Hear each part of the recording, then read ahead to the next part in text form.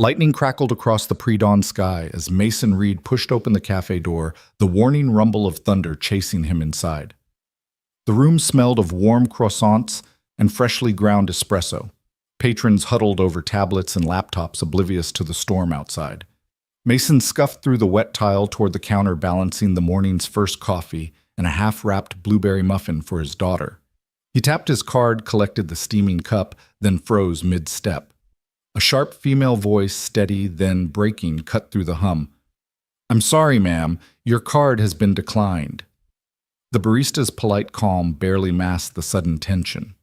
Mason caught the woman's gaze across the room, her tailored trench and polished heels, a stark contrast to the disbelieving slump of her shoulders. He watched her lips press into a tight line, her world tilting on that single declined. Without thinking, Mason slid around the counter, held out his own card, and said, "It happens to the best of us. I'll cover it." Cameras would have loved that moment, the single dad stepping forward, thunder splitting the sky, and a nameless stranger saved by a simple act of kindness. If you've ever had your world upended by one small moment, let us know in the comments. Hit subscribe and ring the bell so you don't miss the next chapters of this cinematic journey where every gesture can change a life. Mason Reed tucked a loose strand of hair behind his ear and felt the warmth of his own coffee seep into his palm.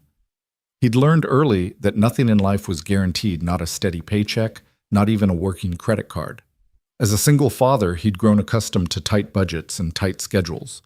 The cafe's bright overhead lights glinted off the marble countertop, where the barista swiped cards and dished out orders with mechanical precision. Mason glanced at the line behind the woman whose card had failed suited commuters, tapping watches, yawning students scrolling news feeds. No one recognized the woman in the trench coat. Here, she was just another face in the crowd. He leaned in, sliding his card across the counter, careful not to touch her hands. His own fingers trembled slightly, partly from the storm outside, partly from the rush of adrenaline that came when he broke routine. "It's just coffee," he said, voice low but steady. The barista hesitated, then swiped his card. The machine beeped approval, and relief washed over the woman's face like sunlight piercing clouds. She murmured thanks, soft, genuine, laced with embarrassment, and Mason felt a spark of recognition in her eyes, a flicker that said she hadn't known what she needed until this moment. She collected her cup with a shy nod, cradling it as if afraid it might vanish. Mason noticed a splash of coffee still smudged on her pristine blouse, and before he could second-guess himself, he fished a napkin from his pocket and offered it. Her hand hovered, then took it, fingers brushing his in a ghost of contact that reverberated through him. He dabbed the stain without looking directly at her face, careful and respectful. An unspoken message that he saw her, not her status or her label. When he finished, she managed a small, stunned smile, and he gave a quick shrug as if paying for morning coffee and mopping up spills were equally meaningless and monumental. He turned to leave muffin tucked under his arm, but paused by the door. She stood rooted behind the counter, phone in hand, phone likely dead, most likely discarded like so many in the crowd. She met Mason's gaze once more, and he saw vulnerability there, an almost invisible fissure in her armor. "What's your name?" she asked, voice barely above the cafe's soundtrack of frothing steam and low chatter. He opened his mouth, then realized she wasn't fishing for a dinner invitation or a follow on social media. She simply needed a name to anchor the memory of what had just happened. "Mason," he said. "Mason Reed." She repeated it, tasting the syllables as if saying them made the identity real.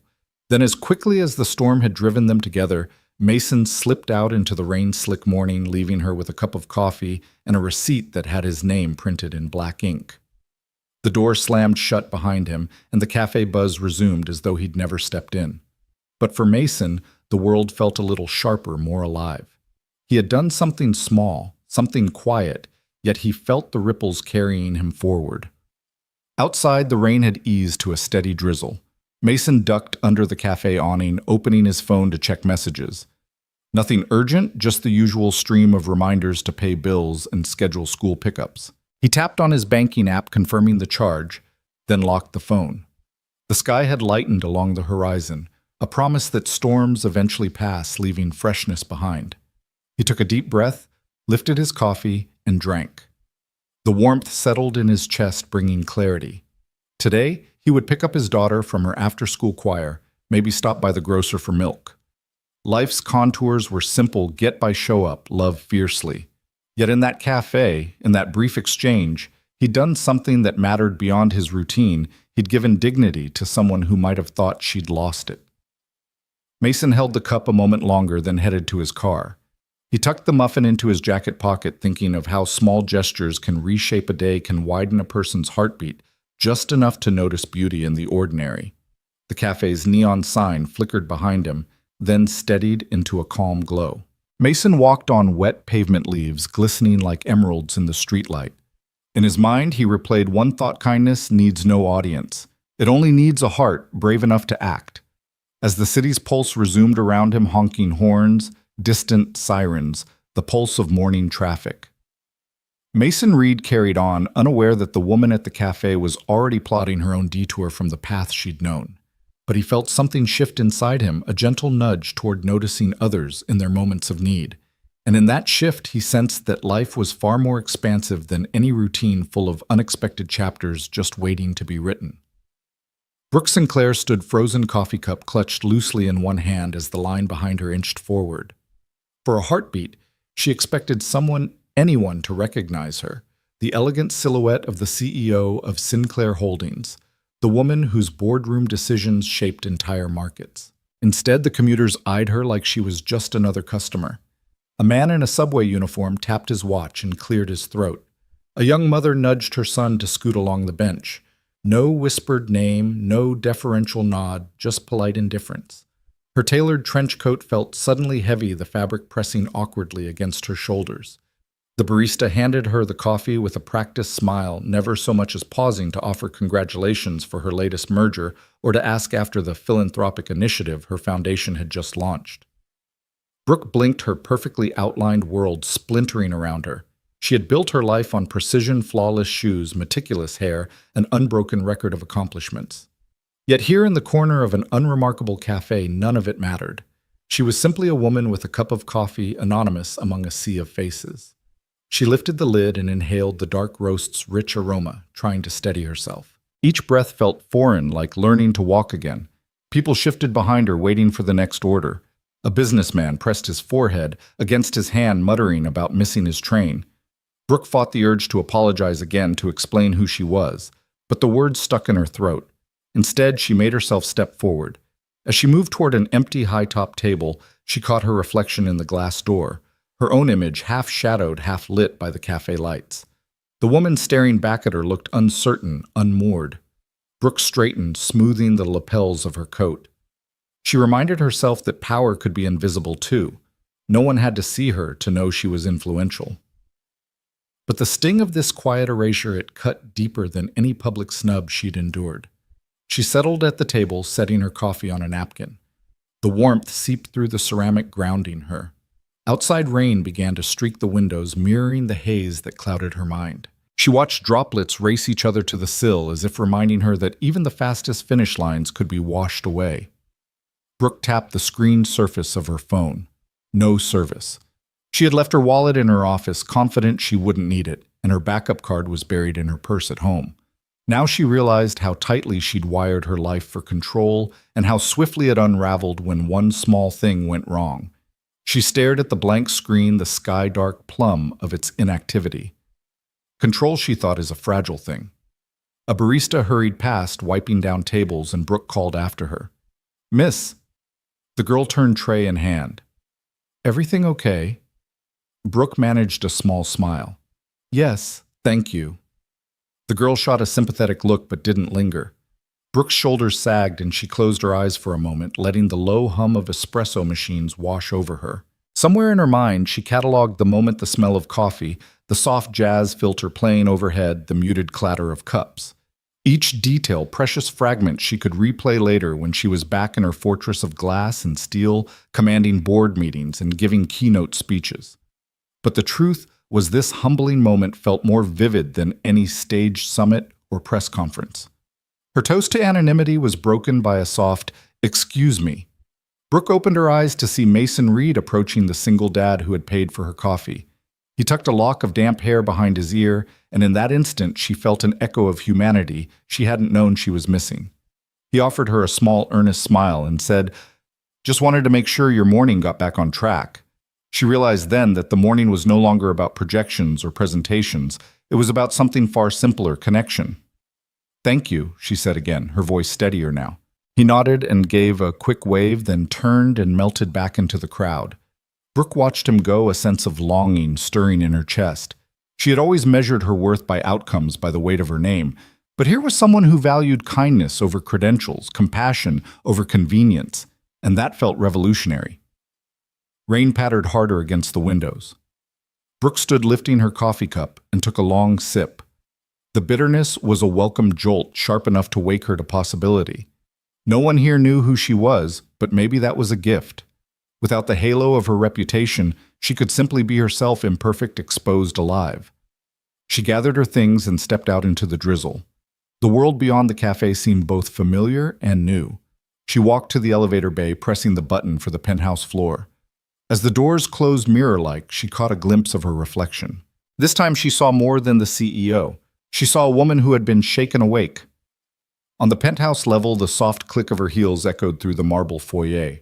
The plush silence embraced her like a suit of armor, but today she allowed herself to notice each footfall, each breath. The executive assistant Mara appeared at the door to the office suite. "Good morning, Brooke," she said brightly. "You have a 900 call with New York, followed by lunch with the Newark development team." Her tablet glowed with carefully curated schedules. Brooke nodded and stepped past her. "Thank you, Mara." She paused at the office door, hand on the handle. The corridor was lined with abstract art and understated sconces, an environment designed to project power. Yet all Brooke could think about was the cafe, the anonymity, the abrupt unspooling of her status, the unexpected kindness of a stranger. Inside her office, she dropped her coat on the back of her chair and sank into the leather seat. The cityscape spread before her, steel towers, winding highways, the sprawl of lives she influenced from above. She reached for her laptop, intent on diving into numbers, projections, and agendas, but her fingers hovered over the keyboard, reluctant to break the spell of her morning epiphany. She closed her eyes, recalling Mason's quiet generosity, his unassuming presence. No boardroom had ever felt so small to her as these moments of simple humanity. With deliberate care, she opened a fresh calendar invite on her desktop. "Meet with building services." She typed 2:00 p.m. Mason Reed. "Discuss something." Then she deleted it. She hesitated, saving and discarding the plan thrice before finally clicking save. Brooke leaned back, watching the light shift across the skyline. For years, she'd built her empire on control, on the certainty of her own decisions. But this morning had taught her that some of the most profound awakenings began in vulnerability, in the unplanned intersections of strangers. She realized that status was invisible until it was recognized, and sometimes the deepest connections stemmed from moments when no one recognized you at all. Her phone pinged a reminder of a conference call in 5 minutes. Brooke stood smoothing her skirt. She picked up the designer coat hung over her chair, slipped it on with renewed purpose, and strode out of the office. Today she decided she would step out of her comfort zone, not in search of applause, but in search of something far more valuable: authenticity. And for a woman who had once feared anonymity, that was the most radical move of all. Mason pressed the napkin gently against the dark stain spreading across Brooke's silk blouse, his touch deliberate and quiet. The steam from her coffee curled up around them, hazy as the pause that fell over the crowded cafe. For a moment, the clatter of ceramic mugs and the hiss of the espresso machine seemed to dim, drawing their eyes together. Brooke felt the warmth of his palm through the thin napkin, and in that breathless instant she saw something in his dark brown eyes, an unspoken understanding that transcended titles and strangers. Almost gone, he murmured, voice low enough that only she could hear. He straightened and gave her a brief, encouraging nod. Brooke wanted to thank him again, to tell him that this small act meant more than he could ever know. But he was already moving toward the door, coat flung over one shoulder, his gait relaxed yet purposeful. She blinked, confusion and gratitude warring on her features. "Mason," she called softly, voice barely louder than a whisper. He paused in the doorway, hand on the handle, and turned. His expression was calm, curious, like he might step back in to offer another kindness, or disappear into the morning crowd, leaving her with a sense of something left unsaid. "Just..." "Mason," he said, offering a half smile as he spoke his name. Then he slipped out into the rainy morning, the cafe door swinging shut with a soft click that echoed through her chest. Brooke watched him go, coffee cup and napkin still in hand as if rooted in place. Around her the cafe resumed its usual rhythm, baristas calling out names, spoons clinking against bowls, the low rumble of conversation. Yet for Brooke, Sinclair, CEO of Sinclair Holdings, time had shifted on its axis. Mason's name, so simple, felt like an anchor dropped into the chasm of her carefully curated world. She touched the damp napkin between her fingers and watched the ink bleed from the printed receipt into the fabric, the letters of her own name smudging into obscurity. No one here cared that she'd overseen a $40 million acquisition last quarter. No one asked if she'd forgiven her board for the gossipy whispers about her leadership style. She was for once invisible, just a woman in a cafe left breathless by a stranger's generosity. Finally, she tore her gaze away from the door and set her coffee on the table. The seat across from her was empty now, a silent testament to the moment that had just passed. Brooke found herself leaning forward, elbows on the rustic wood surface, tracing the grain with her fingertip as she tried to gather her thoughts. The rain pounding against the windows sounded like applause in her ears, a private ovation for the simple act that had undone her. She snapped her phone open, flicking through calendar alerts and unread messages, but a new notification had popped in the press release for her charity gala scheduled for 2 nights hence. She swiped it away, unable to concentrate. Normally, her world begged for every second of her attention. Investor calls, strategic briefs, tax filings. But all she could think of was Mason Reed, the single father whose card had saved her morning, whose eyes had held her steady. A barista called for the next order latte for Jessica. The line shuffled forward, and Brooke felt a surge of motion pulling her back to reality. She folded the napkin and tucked it into her coat pocket, then rose and wrapped her trench coat around herself. She left a generous tip on the tabletop, more than the coffee's cost, and slipped into the line once more, not to buy another drink, but to stand inside the world she'd almost forgotten. Back outside, the rain had all but stopped, leaving the pavement slick and glinting with streetlights. Brooke tilted her head to catch the first hint of sunrise breaking through the clouds. The city was waking up indifferent to the internal tremors of its most powerful residents. She walked toward the building's front entrance, her heels clicking with a newfound steadiness. As she stepped into the lobby, her reflection in the polished marble walls seemed unfamiliar, etched with a softness she'd never allowed herself.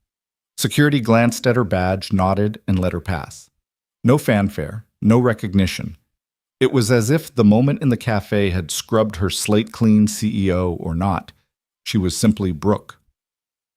In the elevator, she brushed the napkin under her sleeve, the memory of Mason's kindness tucked close to her heart. The doors slid open on her executive floor, greeted by the hush of plush carpet and the subtle hum of air conditioning. Her assistant Mara stood by the glass-walled conference room, tablet in hand. Brooke, your 9 amours with New York just dialed in, and the team from Tokyo is on deck at 10. Brooke gave her a firm nod, but her mind lingered on a new to-do list: find Mason Reed. She realized she didn't know much about him, just that he worked somewhere in her building, that his life was probably riddled with its own challenges, and that he had seen her as more than a title. That perspective, it was a gift she couldn't ignore. She slipped into her office, the skyline view swallowing her in a familiar rush of power. Premium leather chairs, high-gloss desk, a dozen glossy awards lining the shelves. Brooke's hand hovered at the door's handle, torn between the pull of routine and the promise of something unexpected. She set her coffee down and closed her eyes for a moment, inhaling deeply. When she opened them, she reached for her phone and typed quickly. Mara, please pull the building directory and send me a list of all maintenance and facilities staff. I need to verify a name. She reread it, then hit send. Her assistant's prompt reply lit her screen. On it. Anything else? Brooke paused, her fingers hovering. Yes, she wanted to find him, but not to wield power or to satisfy curiosity. She wanted to thank him more fully, to see the man who had reminded her what it felt like to be seen as a person, not a persona. And she admitted to herself she wanted to let that stranger's kindness gently reshape her own heart. She glanced at the conference room door, then back at her phone. Book a one-on-one interview, she tapped. Mason Reed Facilities, 2:00 p.m. today in my office. No HR presence. She paused again, then added, "And include a second coffee." Her thumb hovered over. Send and Brooke closed her eyes, steadying herself. A million logistics weighted dozens of charts, press statements, board memos. But for the first time all morning, she felt the quiet hum of anticipation. Not for a deal or a keynote, but for the chance to honor a human connection before it faded. She pressed send, and with that small act of intention, stepped into a new rhythm, one where status could wait and kindness took the lead. The glass doors of her office reflected her poised and purposeful, and somewhere beyond the city's bustle, Mason Reed was about to walk into her world once more. Brooke closed the door behind her and exhaled the soft click of the lock echoing in the marble foyer. The air in her penthouse felt impossibly still. Glass walls framing a city pulsing with life, every light, a story she usually controlled, yet tonight she felt adrift. She kicked off her heels at the bench, letting the tailored trench coat slip from her shoulders. In the kitchen, she poured a neat measure of whiskey and carried the tumbler to her living room, perching on the edge of the low leather sofa like a visitor in her own home. She flicked on the floor lamp, its warm glow cutting the gathering dusk. Her laptop sat open on the glass coffee table, spreadsheets and forecasts glaring up at her in neat rows. Normally, she'd dive right back in Q3 projections, shareholder ROI. The works. But tonight the numbers blurred. Every cell in every spreadsheet seemed to mock her, reminding her that data could only measure so much. Her heart beat too loudly in her ears. She could almost taste yesterday morning's coffee on her tongue. She lifted the glass to her lips and paused, letting the amber liquid coat her throat. Then she set the tumbler down and closed her eyes, letting the whiskey's warmth chase away the chill of the moment. Mason's face floated before her, his dark brown eyes steady beneath a flicker of concern, the soft rumble of his voice, as he said, "Almost gone." The way he didn't demand thanks, the way he simply stepped back and let her carry on. She opened her eyes and reached for the napkin tucked in her coat pocket, the damp square of paper he'd offered to blot away the coffee stain. She unfolded it now, laying it on the coffee table. The printed receipt had bled into the fibers, her name and the cafe's logo smudging like a secret. She stared at it as if it were the most precious thing in her world, the single act that had cracked open her tightly wound life.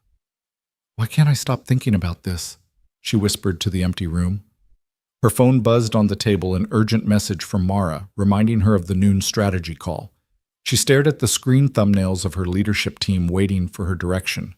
Brooke tapped out a quick reply, "I'll join in 5, then deleted the reminder notification. She couldn't face them just yet.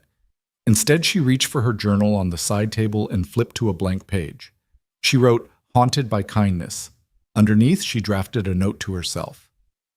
"Find Mason. Learn his story." A sigh escaped her as she capped her pen. She pushed herself up and drifted toward the full-height window.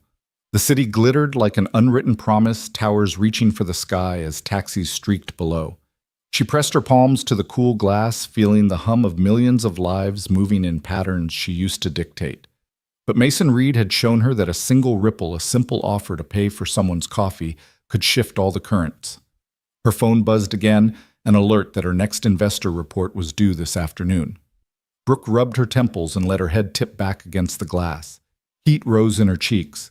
She'd achieved every goal she'd ever set for herself, climbed every ladder, crossed every finish line. But this moment, this unexpected kindness, felt more urgent than any quarterly target. She turned away from the window and peered into the reflection of her office. The sleek desk, the gilded awards, the polished floor. It all looked sterile now, a stage for performances she no longer wanted to give. Brooke stepped forward and pulled open the top drawer. Inside her wallet lay alongside corporate credit cards and a handwritten note from her father. "Always keep your eyes ahead." She closed the drawer and ripped the note into pieces, letting it fall like confetti. Her eyes welled as she realized how many times she had pushed others aside in pursuit of that directive. Determined, she crossed to her phone again and opened her contacts. Mason Reed's name wasn't there, she'd never had it. So she tapped her building's directory and scrolled through staff listings until she found him under Facilities Mason Reed Maintenance. She hesitated, thumb hovering over his name. Then she opened a new calendar invite, 2:00 p.m., Brooke Sinclair and Mason Reed. She typed, "Let's continue our conversation. Coffee on me. No HR liaison. No assistance." She hesitated again, then clicked send. Her heart raced as the confirmation pinged back. She realized she was scheduling an appointment not with a business partner, but with a man who had seen her as a person. The implications spun in her mind, spending time away from investor calls, venturing into parts of the building she rarely thought about admitting vulnerability. It felt reckless and thrilling. A knock on the door frame startled her. Mara stood there, tablet in hand. "Brooke, the strategy call is about to start." Brooke raised a hand. "Cancel my first meeting. I'm rescheduling everything until after 2. I'll be in the cafe on the ground floor. Tell it I need remote access." Mara blinked but nodded, the professional mask slipping into something like curiosity. "Yes, of course." She turned to go, then paused. "Everything all right?" Brooke let out a breath and met her assistant's eyes. "More than all right." Mara disappeared and Brooke settled back onto the sofa. She wrapped her arms around herself, drawing in the scent of her sweater, and stared at the table where the napkin lay. The hours ahead would be unpredictable. She would share space with someone she barely knew, reveal parts of herself she usually kept hidden, and possibly uncover truths he didn't expect to revisit. No board meeting had ever asked so much of her. She took the napkin and pressed it to her heart. Then she closed her journal and tucked both into her briefcase, ready to step out into the world she'd briefly abandoned. The penthouse felt smaller now, more like a cocoon she'd shed. Brooke stood smoothing the front of her pantsuit and picked up her trench coat. She walked to the door and paused, taking one last look at the skyline. The city's lights winked back, inviting her to join its unpredictable dance. With a steadying breath, she opened the door and stepped into the hallway, her steps echoing on the carpet. Each footfall was a choice to lead with empathy, to honor a kindness that had awakened her to prove that true power begins with seeing one another. And in that quiet resolve, Brooke Sinclair found herself moving towards something far bigger than any deal she'd ever closed. Brooke rode the elevator down to the lobby, with her heart thudding so loudly she almost missed the chime. The morning light slanted through the towering glass facade, spotlighting motes of dust dancing in the concierge's wake.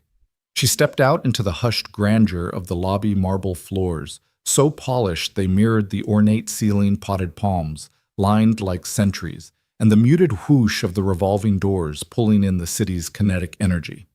But instead of striding confidently to her waiting car or ordering her usual driver to circle back, Brooke found herself drawn to a quieter corner almost against her own will.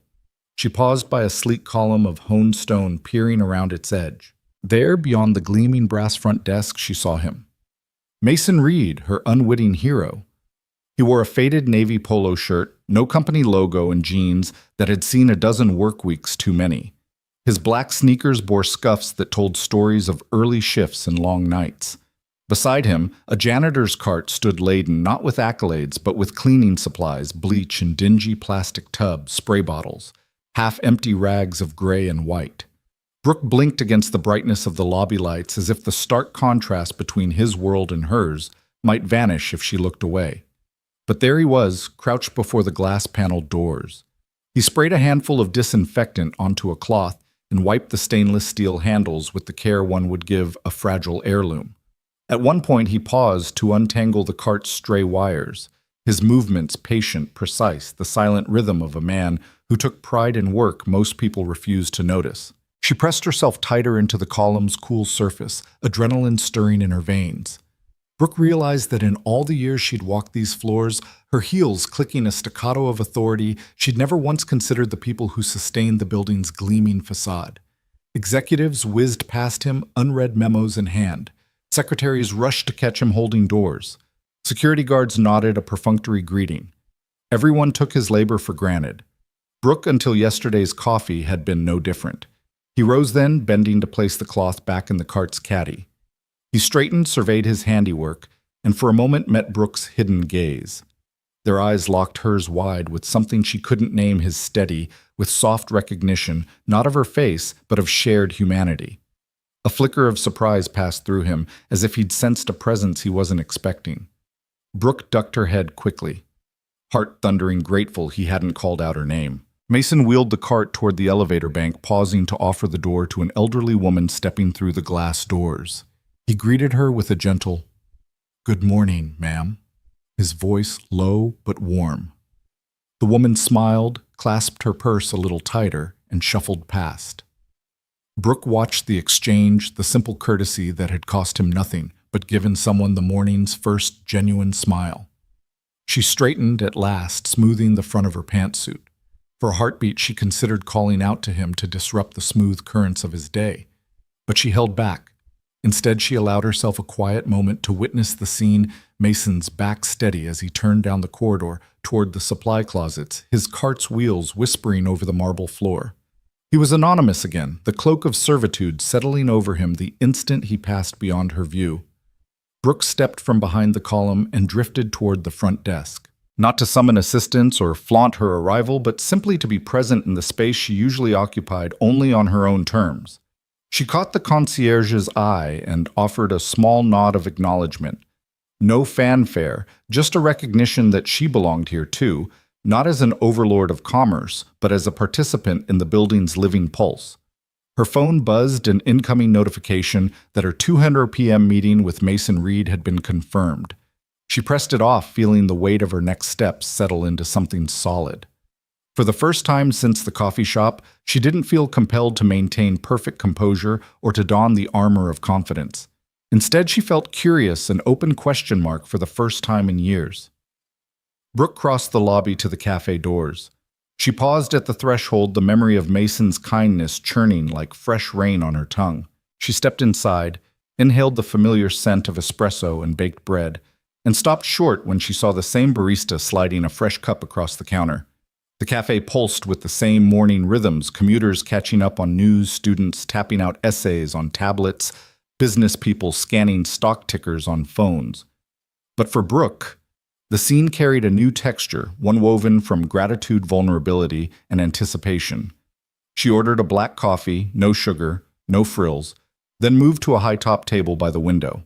She placed her bag on the stool, took out the napkin still tucked in her pocket, and laid it on the table like a talisman. When the barista handed her the steaming mug, Brooke cradled it in both hands, letting the heat seep into her palms. Outside, the sun had broken through the clouds, streaking the sky with pale gold. The city beyond the window teemed with possibility, but in this moment Brooke felt she could hold worlds in her hands. She set the mug down and opened her journal, writing, "Only one line I saw him. I will remember." Then she closed it and lifted her gaze to the double doors leading back to the lobby. There, just beyond the glass, Mason reappeared, pushing his cart with resolute calm. He hadn't noticed her yet, absorbed in his work. His shirt sleeves were rolled to his elbows, revealing a row of freckles that caught the morning light. Brooke watched him for a long moment, feeling the swell of something like hope.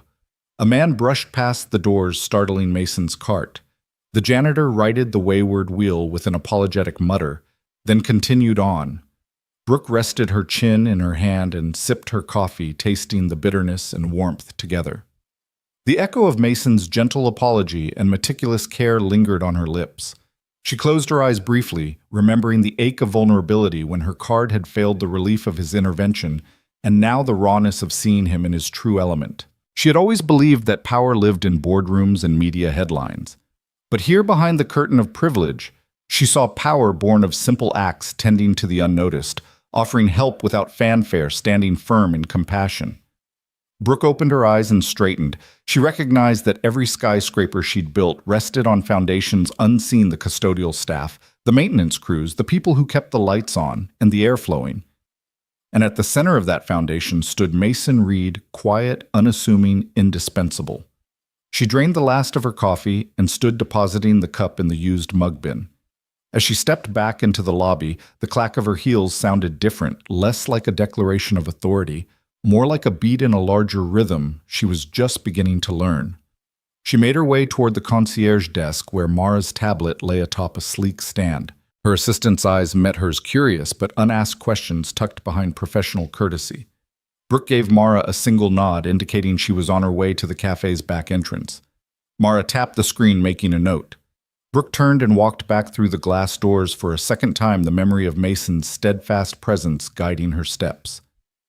As the doors swished closed, Brooke felt a shift in the lobby's atmosphere, not in the marble floors or the polished counters, but in the unseen currents of her own spirit. The world she commanded from the penthouse felt irrevocably richer, more complex, infused with humanity. And in that realization, she found the courage to follow Mason Reed out of the shadows and into the heart of her own story. Brooke slipped back into her office suite, the door whispering shut behind her, as if sealing off the rest of the world. The late morning glare slanted across her mahogany desk, illuminating the leather-bound planner she'd abandoned in her rush to the lobby. She tapped the card reader on the corner of her desk and felt the familiar click as her credentials unlocked the company's secure HR portal. The hum of the ventilation system sounded impossibly loud in the suddenly empty room. Her fingers hovered over the keyboard, heart still pounding from the morning's discoveries. She typed Mason Reed's name into the search bar and held her breath. The screen blinked, then populated with a simple profile header: Mason Reed, Facilities, Employee ID 47391. Beneath it lay a terse table of fax hire date, pay grade performance reviews, attendance logs. Nothing in his personnel record hinted at the extraordinary man she'd glimpsed cleaning her door handle. She clicked through tabs with methodical precision: benefits, certifications, disciplinary actions, all blank. Then she found the previous experience link and clicked. A PDF opened Mason Reed's uploaded resume. The header bore his name in plain type, followed by an address in the city's Midtown district. No fancy letterhead, no corporate logo. She scrolled down. Education: Bachelor of Science in Computer Engineering, 2008, University of Illinois. Under professional experience, Senior Systems Engineer, Veltec Solutions. 2008-2015. Bullet points detailed. QuantumNet Infrastructure Design. Cross-platform. Redundancy audits. CloudBridge. Implementation. Each entry concise, technical, unmistakably high-level work projects that Fortune 500 clients had quietly lauded, though the public knew little of it. Then a blank space, and below it a single line in italics: 2015-2018, seeking purpose. No explanation, no euphemism for personal reasons, just that four-word phrase stark against the white background. Brooke exhaled, her chest suddenly tight. She clicked further cover letter. Her own handwriting. No, not hers. The HR department's standardized header followed by text. Mason had submitted when reapplying for a building consultant role 6 weeks ago.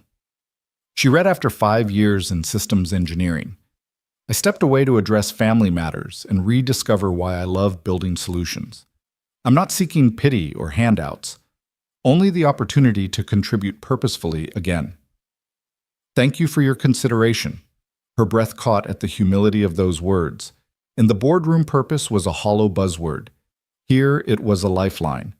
Brooke scrolled down to status rejected. Reason: incomplete history. A brief HR note in red: application gap too long. Candidate not eligible. She sat back, pulse thundering. Mason Reed's application had never made it past the first filter of a digital algorithm. No one had looked closer.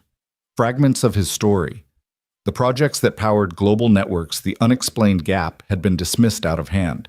Yet here he was proving his worth every morning with the only tools he had: kindness and quiet competence. Brooke closed her eyes, trying to steady her swirling thoughts. She thought of last night, of the yank of vulnerability she'd felt in the cafe, of the small click inside her chest, when his generosity unwound her defenses.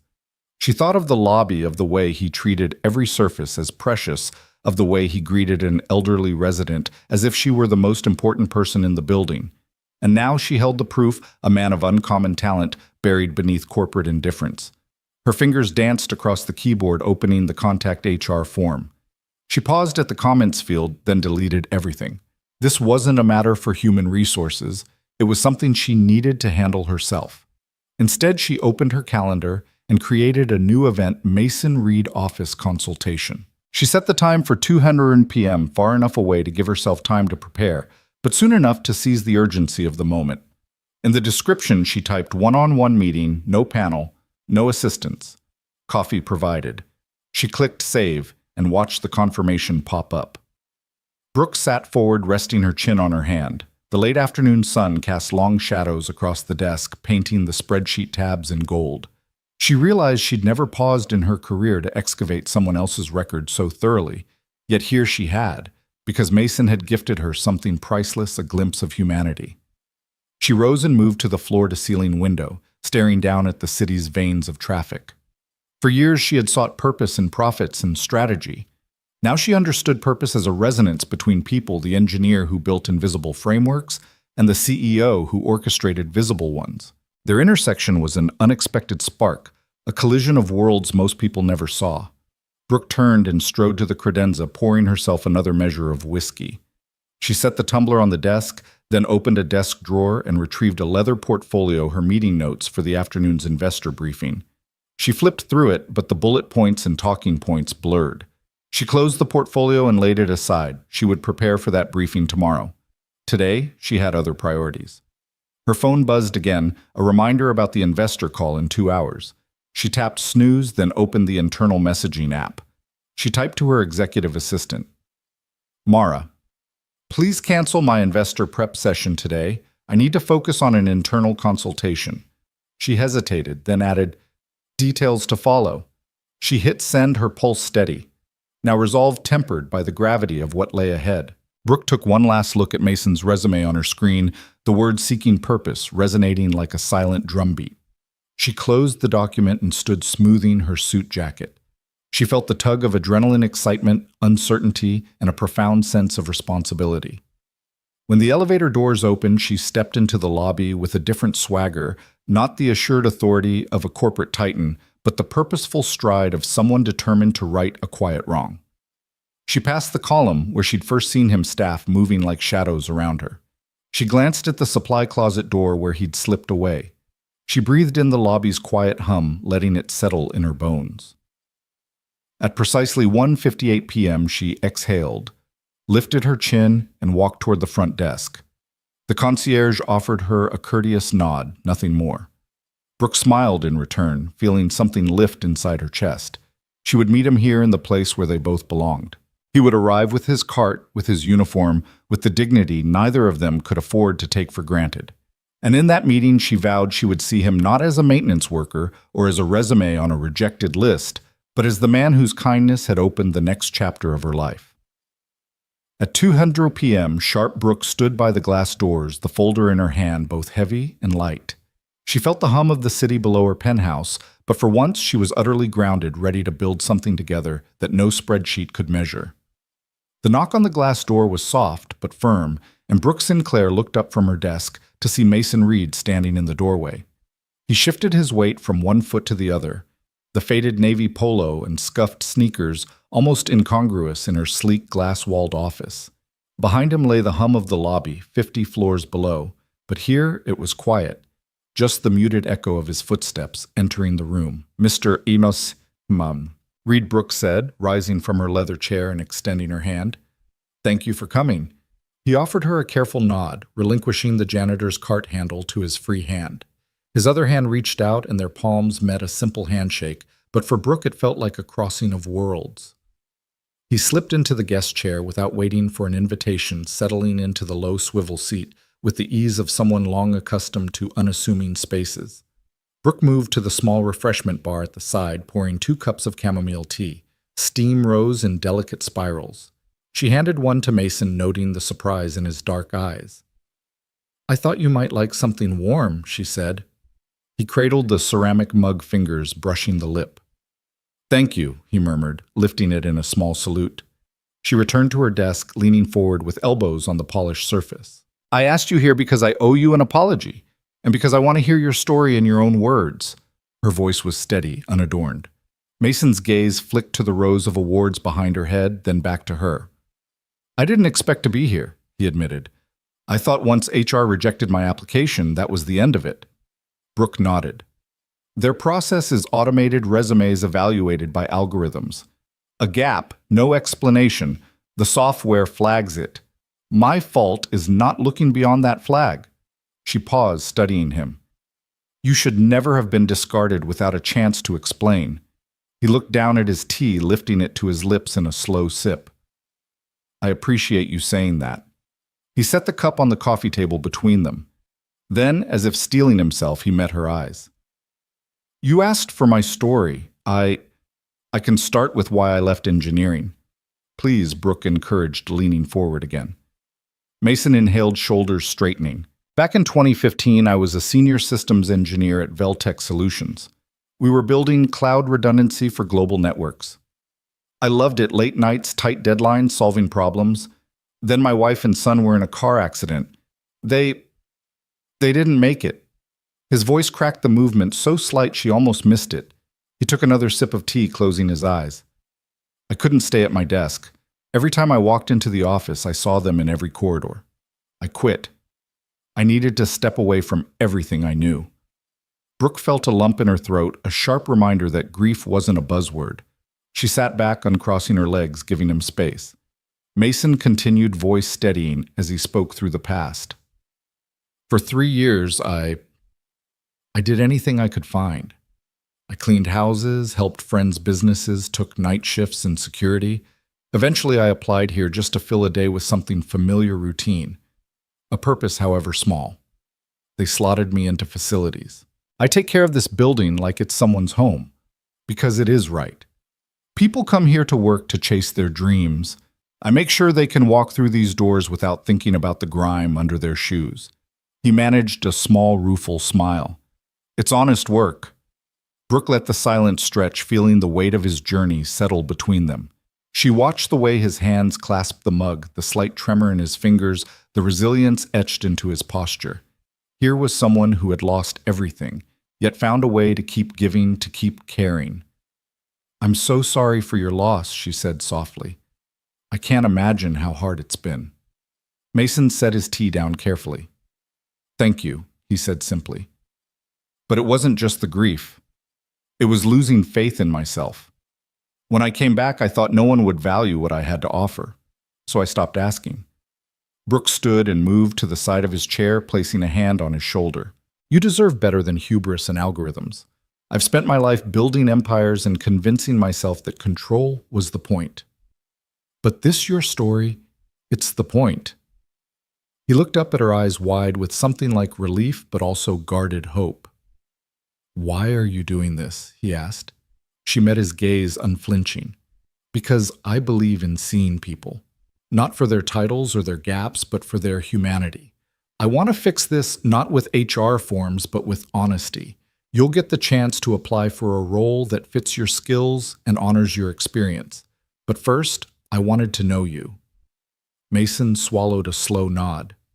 "Thank you," he whispered. Brooke leaned back against her desk, flicking off the tension in her shoulders. The city's bustle muted through the double-paned windows, nothing but the distant hum of traffic and the faint notes of construction several blocks away. Inside, their tea cooled in the hush of the room. "Do you ever miss engineering?" she asked, voice casual but curious. He considered, gaze drifting to the skyline. "Every day," he admitted. "But I found something else, too. Connection. Knowing that someone's morning is a little better because I cared enough to wipe a handle. That means more than any back-end implementation." He turned back to her, genuine. "I wouldn't have come back to tech if I thought I'd lose that again." Brooke smiled, the first real, unguarded smile she'd given all day. "Then let's bring that connection to this company, too. We need your expertise and your empathy." Mason's brow rose. "You really mean that?" She nodded. "I do. But let's leave the details of the role for tomorrow. Today I wanted you to tell me who you are. I've heard your story. Now I want you to know that it matters."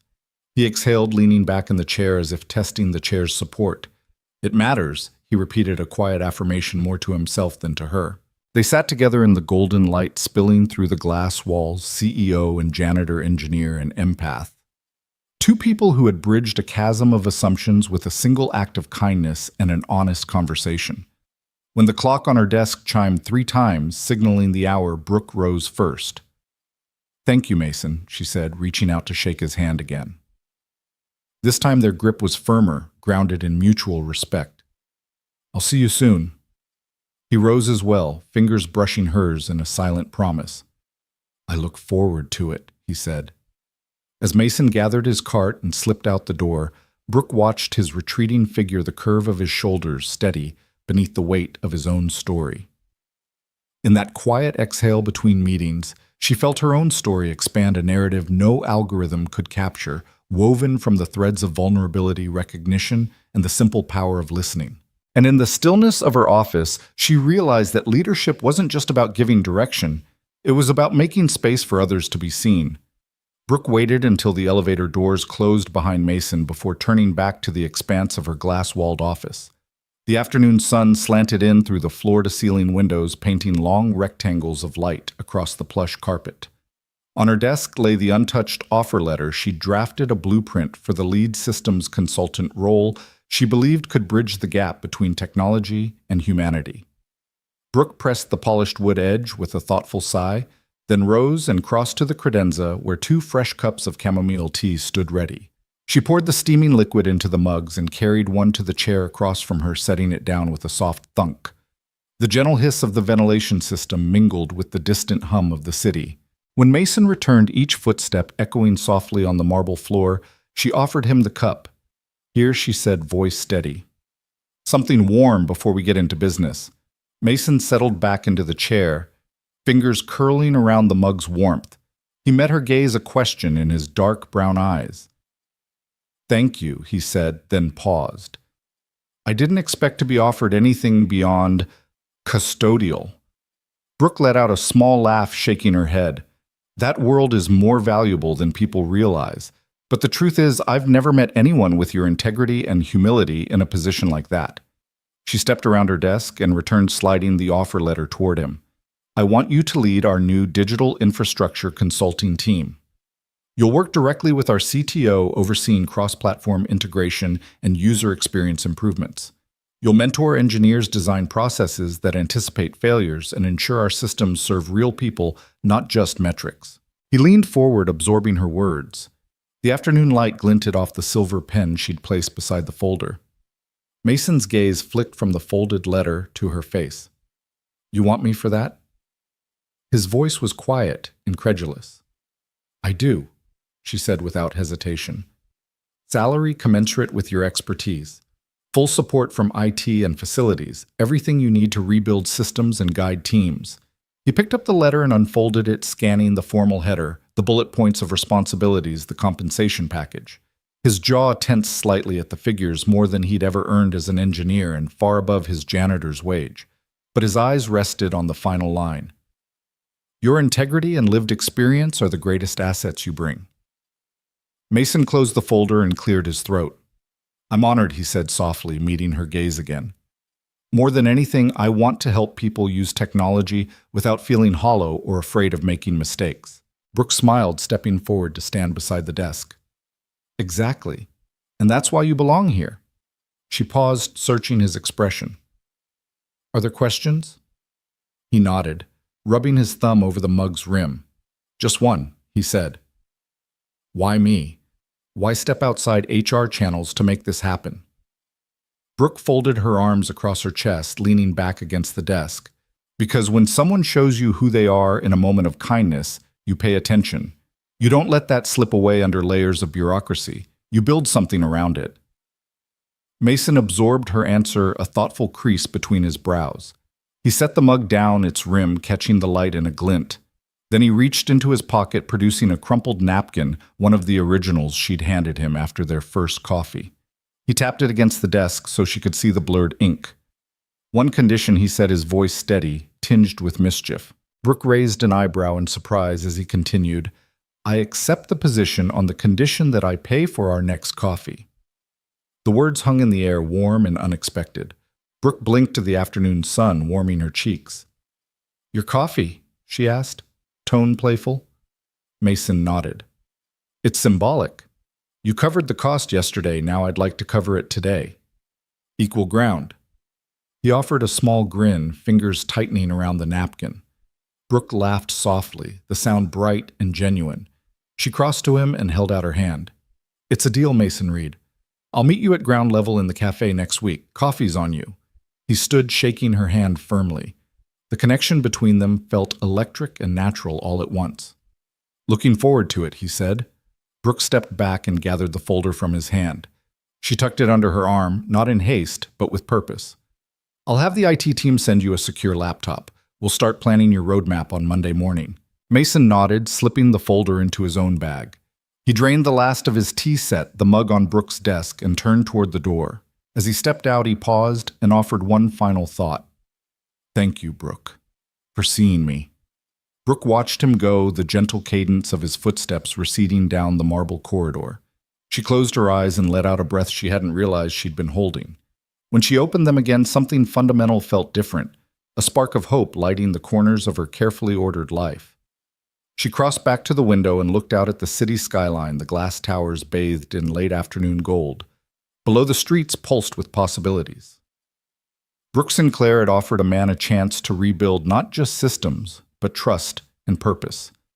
And he had met her condition with a simple act of reciprocity, paying for the next coffee. It was a small gesture, but in her world it was revolutionary. Brooke turned from the window and sat at her desk, opening her planner to Monday's page. She wrote at the top in bold script, Mason Reed, lead consultant. Beneath it she scribbled, listen, learn, build together. Then she closed the planner and leaned back, the afternoon sun soft on her face. Outside, the city prepared for evening. Inside, a new partnership had been forged, one built on kindness, respect, and the promise of equal ground. And in that quiet, unassuming moment, Brooke realized that the most profound transformations often start with the simplest terms. Mason's first morning back in a professional role felt both familiar and surprisingly new. He arrived before dawn, the lobby lights still dim, and took the service elevator to the 22nd floor. Instead of his janitor's cart, he carried a slim laptop bag and wore a crisp button-down shirt with his name badge clipped over the pocket, Mason Reed led systems consultant. He paused outside the glass double doors labeled Mercer Digital and took a steadying breath. The hum of fluorescent lights greeted him as he stepped into the open-plan workspace, rows of desks alive with silent screens awaiting his direction. He settled at the desk Brooke had prepared for him. Dual monitors, a whiteboard wall, a sticky note that read, "No rush, but we're thrilled you're here." He booted up his machine and surveyed the landscape of internal tools, dashboards overflowing with performance metrics, ticket tracking systems that never closed cases, error logs that culminated in buried alerts.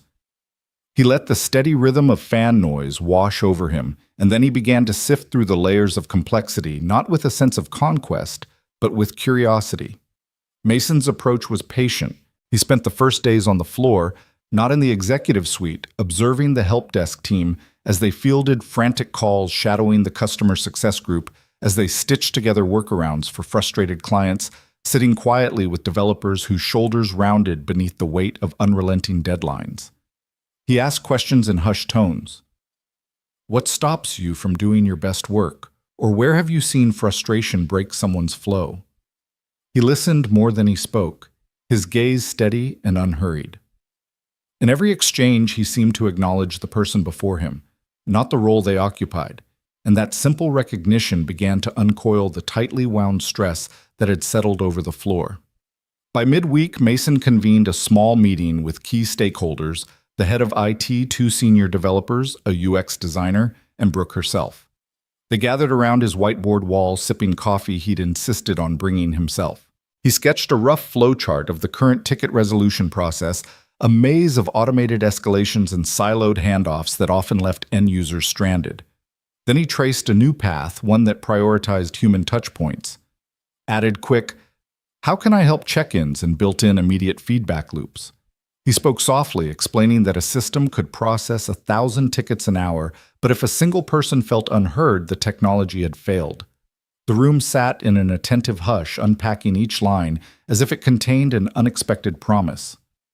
They spent the afternoon refining the model. Developers nodded as they tagged improvements. Auto-response acknowledges known issues, but let's script a friendly follow-up in plain English. The UX designer added, "We can rephrase error messages to guide users, not blame them." The head of IT sketched out how to tweak server alerts so on-call staff could intervene before problems escalated. For the first time in months, the team seemed energized by possibility rather than crushed by the backlog. Mason didn't claim credit. He simply guided the discussion until the frenetic energy of responsibility transformed into the calm momentum of collaboration. Word of Mason's quiet transformation spread organically. Corridor conversations shifted from complaints about runaway bug reports to curiosity about the new human-centric process they'd pilot next week. Employees lingered longer in the break area, sharing stories of how a user had felt heard at last. People offered suggestions, small tweaks to the intranet homepage to simplify navigation, a daily digest that flagged critical alerts alongside words of encouragement, a rotating peer recognition banner celebrating unsung heroes across the company.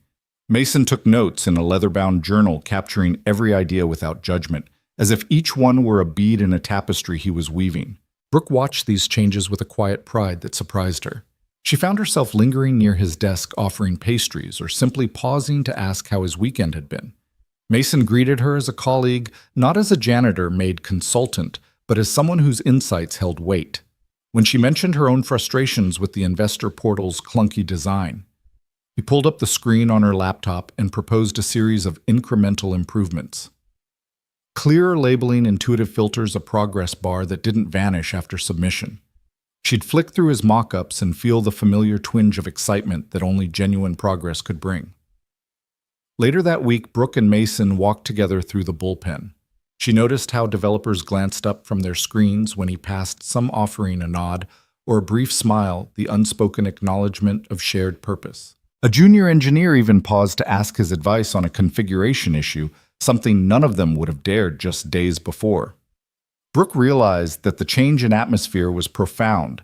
The culture was no longer one of endless demand and scarcity, but of collective care and possibility. One evening, as Mason prepared to leave, Brooke intercepted him by the lobby doors. The sky was a dark cobalt through the glass, the city lights flickering like distant stars. She offered him a to-go cup of coffee, her turn to treat him. He accepted with a grin, the twinkle in his eyes, reflecting gratitude and mischief. "Thank you again," she said, voice soft, "for everything you're doing here." He held the cup to his chest, nodding. "I appreciate the invitation," he replied. "I've never worked someplace where people feel safe to speak up." Brooke looked up at the carved ceiling, recalling the early days of corporate success, when her own team had buzzed with ideas until exhaustion took hold. "I've learned you can't build a company on fear or perfection," she said. "You have to build it on trust." Mason's gaze settled on her, calm and certain. "Trust starts when someone listens," he offered. It was a truth so simple it seemed radical. Brooke smiled, a genuine warmth lighting her features, and they stepped out into the electric pulse of the evening. As they parted by the valet station, him returning to his modest apartment downtown, her to a penthouse that still felt strangely foreign, she felt the stir of transformation she had witnessed, a company lifting its collective gaze, guided by the quiet power of one man's integrity. Inside Mercer Digital, fluorescent lights no longer felt harsh, but bright with possibility. Ticket queues began to shrink as resolution times improved. User satisfaction scores crept upward. The digital help desk, once a faceless monolith, became a beacon of empathy under Mason's stewardship. Managers reported fewer escalations, and the daily status meetings, once a litany of grievances, transformed into solution-driven conversations. Brooke walked the corridors with renewed purpose. She stopped by the cafeteria to thank a team member for proposing the new Feedback Friday session. She smiled at the receptionist who greeted her by name. Everywhere she went, the air felt less heavy, as if the walls themselves had absorbed Mason's influence. Late that week, she found a note on her desk, handwritten on the same coasters she'd always used. "Thank you for seeing me. Now, the real work begins." Signed simply, Mason. Brooke held the paper to her chest, feeling the quiet transformation settle into her bones. She folded the note and tucked it into her planner. Then she closed her laptop and stood, the weight of responsibility balanced by the lightness of possibility. As the sun dipped below the horizon, Mercer Digital hummed with newfound energy. And in that gentle uplift, Brooke realized that true transformation wasn't heralded by grand speeches or flashy announcements. It grew in the soft wake of genuine listening, deliberate action, and the promise that every person, even those once overlooked, might shape the future together. It was barely 9:15 on a gray Monday morning when Brooke's phone buzzed insistently. "Board meeting, 10:00 a.m., urgent." She straightened her blazer, slipped on her heels, and headed to the executive elevator, the gentle hum of the cables, a faint counterpoint to her racing thoughts. In the marble-lined hallway outside the Mercer Digital boardroom, she paused to smooth the front of her pantsuit. A leak. A confidential internal memo questioning her leadership had found its way to the press, accusations of reckless decision-making, misalignment of strategy, and talk of an imminent board shakeup. Brooke inhaled, bracing herself. Inside the boardroom, a long mahogany table glowed under recessed lights. 12 board members sat clustered around it, murmuring sharply in small groups. When Brooke entered, the chatter stilled like a tide receding. At the head of the table, Chairman Lewis Carlton gave her a curt nod. "Thank you for joining us, Brooke," he said, voice cool. "We've all read today's headlines. We need answers." Brooke nodded and took her seat. "I understand your concerns," she replied evenly, placing her tablet on the table. "I'd like to address them directly." Before she could continue, the chief compliance officer, an austere woman named Patricia Nguyen, interrupted. "The memo alleges that you bypassed review protocols and unilaterally greenlit the Halbert merger. Investors are panicking. Share prices have dipped 5% already." Her finger tapped the table, a metronome of accusation. Brooke exhaled. "I did authorize accelerated due diligence for Halbert, yes, but only after the standard risk assessment came back clean. The process was documented, signed off by legal and finance. The leak misrepresents our protocol." Several directors exchanged uneasy glances. Lawrence Finch, a veteran investor, leaned forward. "Then explain why the memo says the regional teams were never alerted and that critical compliance checkpoints were skipped." Brooke pointed to Patricia's tablet. "That language is not in any of our reports. Someone created a false version of the memo, then distributed it to the press." She met Lawrence's gaze. "We need to identify the source." Murmurs rippled through the room. Carlton folded his hands. "We will launch an investigation, but in the meantime, investor confidence is eroding. We need leadership accountability." Brooke felt the room tilt against her. She swallowed. "I'm prepared to cooperate fully, but I would ask that we not rush to judgment without the facts." The tension swelled until a quiet voice cut through it. Mason Reed, standing at the back of the room. Brooke's breath caught. She hadn't invited him to this meeting.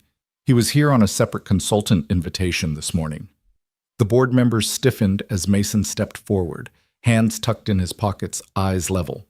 Mr. Reed Carlton's voice cracked with surprise. "This is a closed session." Mason held up a hand. "I understand. But as lead systems consultant, I have evidence regarding the flow of that memo." His calm presence filled the room. "If you'll permit me to speak, a beat of silence." Carlton nodded reluctantly. "Proceed." Mason turned to face the directors.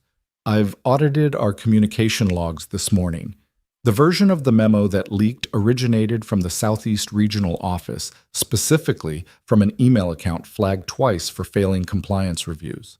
It was edited to add sensational language before being forwarded externally."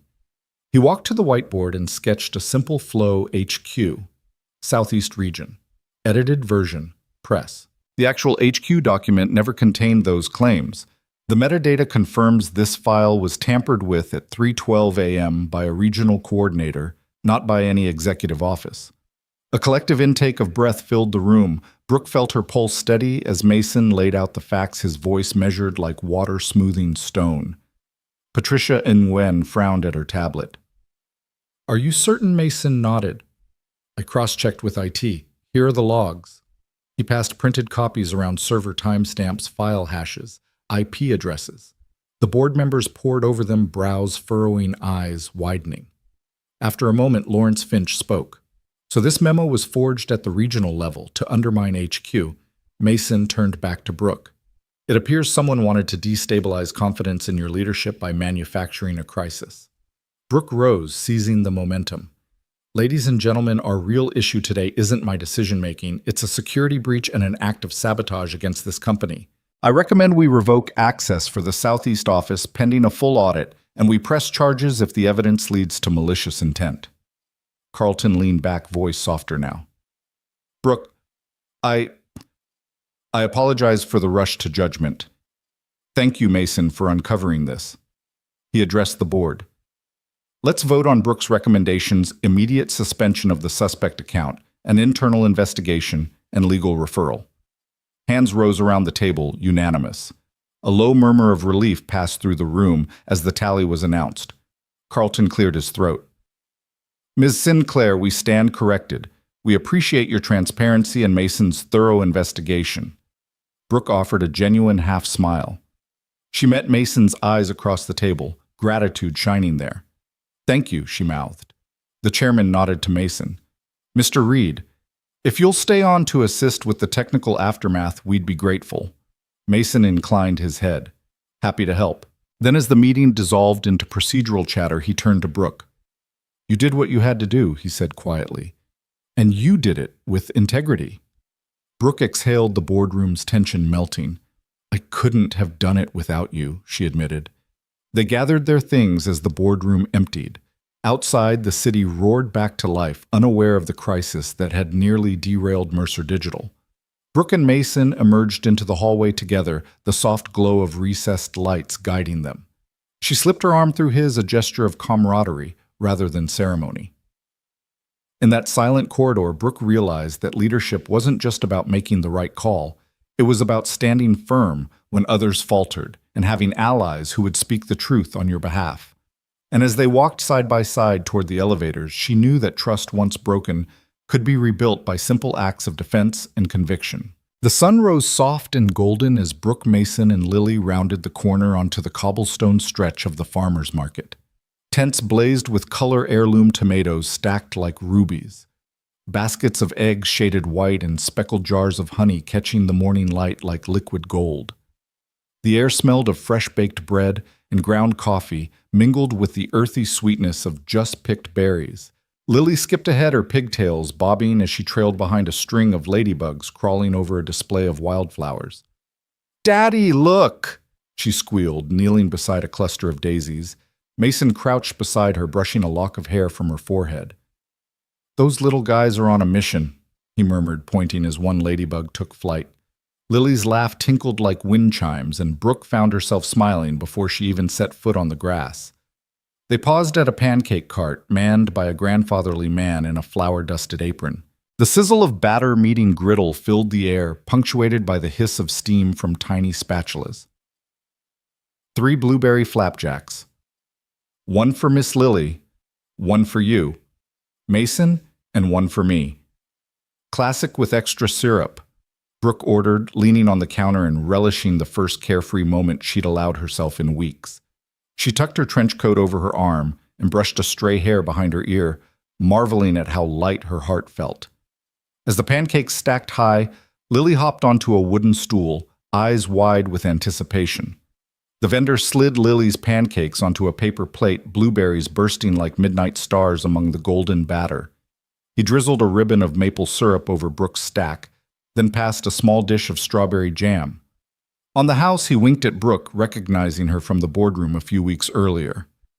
"Thank you," Brooke said, surprised and delighted. She unscrewed the jam jar's lid and dipped her finger in coating it with scarlet sweetness before spreading it in thick swirls across her pancakes. Mason watched her, his eyes soft. "Good choice," he said, picking up a fork and stabbing a corner of his own pancake. He tilted his head, lifting the bite to his lips and closing his eyes. Perfectly balanced, he declared his usual reserve melting. Lily grabbed her own fork and tried to mimic them, an oversized maple-drizzled bite wobbling precariously. She squealed when it slid onto her tongue, syrup pooling at the corner of her mouth. Brooke laughed and leaned over to wipe it away with a napkin, her fingers gentle against Lily's cheek. "Messy's half the fun," she teased, painting a dot of maple on her own chin. They settled at a wrought iron table under a canopy of string lights left over from Saturday night. Birds trilled from a nearby tree, and the gentle hum of stalls opening for business provided a backdrop richer than any boardroom could offer. Brooke took in the scene, Mason's easy smile, Lily's sticky fingers, the vendor bustling to refill trays of pastries. She realized how much she'd craved normalcy, this unhurried ritual of weekend mornings, where decisions weren't measured in profit margins but in moments of joy. So Brooke said, leaning forward, "What's on our agenda today?" She reached for her coffee cup, strong, black, and steaming. Lily flopped onto Mason's lap, tucking her chin into his shoulder. "I want to get jam," she announced, "and maybe those cinnamon buns over there." Mason laughed. "Jam shopping is serious business," he agreed, shrugging her into his arms. He offered Brooke a bite of his pancake with jam. "Try this blend raspberry and vanilla." Brooke accepted the bite, her eyes widening at the creamy swirl of flavors. You've got quite the palate, she said, impressed. Mason shrugged modestly. I've learned to appreciate small details, he replied. Between bites, they wandered through the market, Lily skipping ahead to a pottery stand, choosing a tiny mug painted with sunflowers. Brooke admired the delicate craftsmanship, chipped only slightly at the rim, but perfect in its imperfection. This would look lovely in your kitchen, Mason suggested, watching Brooke cradle the mug. She nodded, picturing it on her own shelf among sleek glassware. It reminds me that beauty doesn't have to be flawless, she said. They moved on to the jam stall where rows of preserves glinted in the morning light. Labels boasted wild strawberry, honey, peach, lavender, blueberry. Lily sampled spoonfuls with the vendor's permission, her eyes widening at each new taste. Brooke paused before a jar of elderflower cordial, inhaling its delicate fragrance. The vendor caught her gaze and pressed her a small sample, adding, "Perfect with sparkling water." Brooke smiled, tucking the bottle into her basket. Mason selected a jar of spiced apple butter, reading its label aloud, cinnamon nutmeg, and a hint of clove. Brooke teased, "You're going to turn our pancakes into a spice festival." He grinned. "Hey, variety is the spice of life, right?" Brooke caught Lily's disapproving pout. She hadn't yet tasted this newcomer. Mason scooped a small spoonful for Lily, who licked it and nodded solemnly. Approved, she declared, and they added it to the growing pile. They lingered at a flower stall next Lily, plucking a single daisy to tuck behind Mason's ear. He pretended to be embarrassed, then bowed dramatically before Brooke earning a delighted laugh from her. She reached out to straighten his shirt collar, lingering on his shoulder blade, with the gentle touch of someone discovering affection. Mason's cheeks warmed, but his eyes held hers as if asking permission. Their laughter drifted through the market, a joyful murmur blending with the morning's chorus. The simple acts of choosing jams, sampling pastries, and teasing one another formed a rhythm neither had known they needed. Brooks felt a healing ripple pass through her chest, smoothing the jagged edges of boardroom pressures and relentless schedules. Here with Mason and Lily, she was neither CEO nor consultant, just another person enjoying sun-drenched moments of sweetness. As noon approached, they claimed a picnic bench beneath a blossoming cherry tree. Mason unpacked their hall mugs of tea jars of jam-fragrant bread and Lily's pottery sunflower mug. He spread a checkered blanket on the grass, and they laid out the feast like a family tableau. Lily dove into her favorite cinnamon bun, smudging her chin with sugar, while Brooke handed Mason a cup of those elderflower spritzers, the bubbles tickling his nose. He inhaled, savoring the delicate scent. Brooke raised her glass in a mock toast. To new tradition, she said, meeting Mason's gaze, then toasting Lily, who giggled and raised her own jam-coated paw. Mason joined in. To simple moments, he replied, and their cups clinked. They ate and chatted, a conversation woven from everyday threads. Lily's school play auditions. Mason's plans for a weekend bike ride. Brooke's reflections on her own foundation's upcoming charity event. There were no spreadsheets, no strategic pivots, just dialogue as natural as the breeze rustling cherry blossoms above. Later, as the sun dipped toward its afternoon peak, Lily climbed into Brooke's lap, draped in pancake crumbs and sunshine. Brooke wrapped her arms around the little girl, breathing in the scent of vanilla and fresh hair. "You're my favorite, Lily," declared, yawning. Brooke kissed her forehead. "Mine too." Mason draped an arm around them both, pulling them into a warm three-way hug. They lingered in the dappled light, the city's hum distant across the river. Each inhale tasted of gratitude for second chances, for unexpected friendship, for the chance to build something whole from fragments of kindness. In the hush of midday, they found a rhythm that belonged only to them, a tapestry of laughter, jam-smeared smiles, and shared silence. With the picnic remnants packed away in their reusable bags, they rose and walked back through the market. Lily holding hands with both her mother and Brooke, a small symbol of the family they were forging step by step. Vendors called after them, offering waves and samples, as if the market itself recognized the new glow around them. By the time they emerged onto the street, the afternoon sun had softened and the shops beyond the market glowed with promise. They paused at the crosswalk cars, waiting patiently, and Brooke looked at Mason. "Thank you," she whispered, voice thick with emotion. Mason squeezed her hand and glanced at Lily, whose eyelids fluttered sleepily. "Thank you for letting me share this," he said. Brooke smiled, heart full. "It's the best workday I've ever had." They stepped off the curb together, weaving toward home in a quiet new harmony. Pancake crumbs on their clothes, jars of jam in their arms, and laughter echoing through their hearts. The sky was a deep indigo when Brooke led Mason up the narrow stairwell to her rooftop terrace, the city's skyline a glittering silhouette against the last light of dusk. Mason followed Lily, tucked safely in her stroller, eyes heavy with sleep. The rooftop was transformed by a canopy of string lights, each bulb a warm promise suspended overhead. A few potted ferns and a wooden bench made the space feel more like a secret garden than the top of a skyscraper. Brooke set Lily's stroller aside and crossed to a small tea table where 2 mugs and a thermos of chamomile already waited. Mason leaned against the metal railing, looking out at the sea of lights below. "I never knew downtown could look so peaceful," he said, voice barely above a whisper. Brooke poured tea into their mugs, the steam curling like smoke from a tiny fire. She handed one to Mason, then cradled the other in her own hands. "It's quieter up here," she replied, settling on the bench beside him. "A place to remember why we do what we do." Mason took a sip, eyes closing at the gentle sweetness. "Perfect," he murmured, setting the mug on his knee. They sat in companionable silence, the soft hum of the city like distant waves lapping at the shore.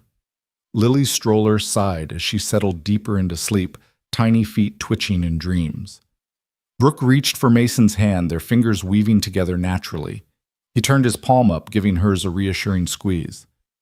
"You've changed this company," she said, voice low and candid. Not with grand gestures, but simply by showing up. Mason met her gaze, the string lights reflecting in his eyes. "You gave me a chance to show up," he replied. "You trusted me when everyone else looked away." They leaned into each other against the bench's back, shoulders touching, and the mug of tea warmed Brooke's chest. She traced the rim of his cup with her thumb, remembering how unassuming that first coffee had felt, and how little she'd known of its power.